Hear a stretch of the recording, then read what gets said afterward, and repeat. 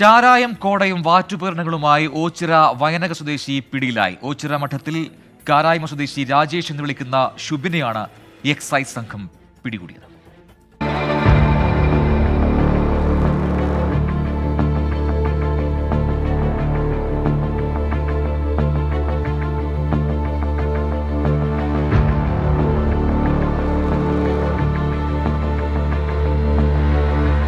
വീടിനോട് ചേർന്ന ബാത്റൂമിൽ വെച്ച് വാറ്റിയ 12.5 ലിറ്റർ ചാരായം, 120 ലിറ്റർ കോട, വാറ്റുപകരണങ്ങൾ എന്നിവയുമായാണ് ഓച്ചിറ മഠത്തിൽ കാരായ്മ ഗവൺമെന്റ് LP സ്കൂളിന് സമീപം സായി മഠത്തിൽ രാജേഷ് എന്ന് വിളിക്കുന്ന ഷുബിനെ എക്സൈസ് സംഘം പിടികൂടുന്നത്. കൊല്ലം എക്സൈസ് ഇന്റലിജൻസ് ബ്യൂറോ നൽകിയ രഹസ്യവിവരത്തിന്റെ അടിസ്ഥാനത്തിൽ ഷുബിൻ നാളുകളായി എക്സൈസ് സംഘത്തിന്റെ നിരീക്ഷണത്തിലായിരുന്നു. വീട്ടിൽ ചാരായം വാറ്റുന്നുവെന്ന് ഉറപ്പിച്ചതിന് പിന്നാലെയായിരുന്നു എക്സൈസ് പരിശോധന.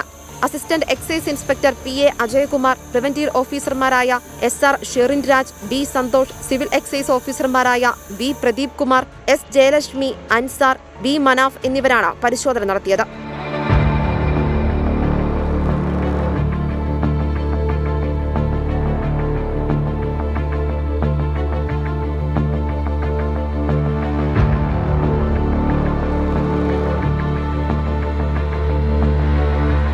അറസ്റ്റിലായ പ്രതിയെ കോടതിയിൽ ഹാജരാക്കി. 24 കൊല്ലം.